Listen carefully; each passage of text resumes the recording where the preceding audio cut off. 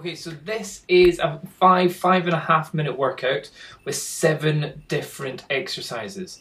Now they're all short duration, they're only 30 seconds of actual doing the different workouts or different exercises, and but at the same time there's a very short rest gap in between, only 15 or a maximum of 15 seconds between each exercise. So the first one I'm doing is what I'm terming as UFBs, ultimate fat burning exercises. Again, this was something I saw from another exercise person on the internet, so I've been copying him, but I've upgraded it to a UFB 2 on one of my other videos. So 30 seconds of that works the whole body, which is pretty good, and then it's just a 15-second rest. Think of it, the 15-second rest as your maximum allowance. A lot of times I'm only kind of doing 10 seconds or so. Then I'm doing a 16 kilogram kettlebell swings. This I found is much more my kind of weight. I was doing it with 12 kilograms before, but that didn't really give me enough difficulty. Now to do it for 30 seconds, this is effectively only 15 seconds each arm. But make sure your other arm isn't holding onto your hip, because that's a little bit cheating. So have it so that you really are swinging it through with your hips and your back. So yeah, so it's pretty much 6 for each arm, or that's how fast I was able to do it there. Again, another 30-second rest, but another 15-second rest. The rest time really should be pretty much the time it takes for you to get to the next piece of equipment that you're going to be doing, or going to be using. So after those 2 exercises, then here's another kind of cardio exercise. This is skipping, and what I'm trying to do is just do as many skips as I can in 30 seconds. And I think I've got up to about 78 skips here.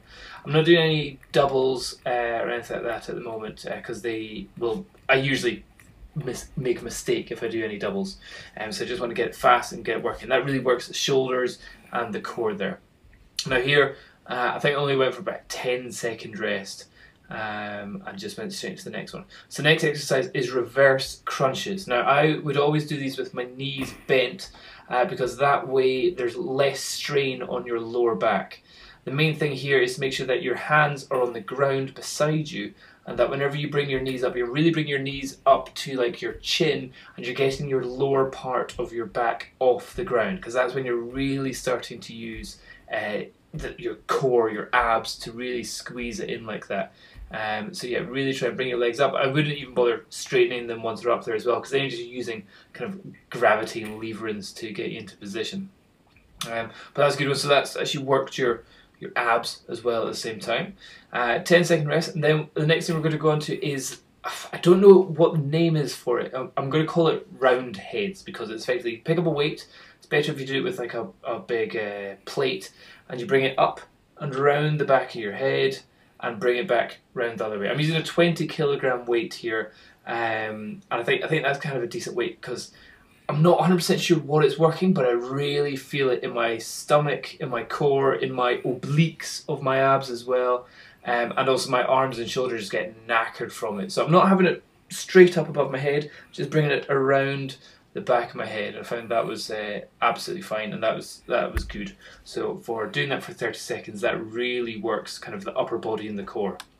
After that, just kind of clean up the area here, and I'm going straight into press-ups. So my arms are pretty knackered after what I've just done there, and so trying to do 30 seconds in one go.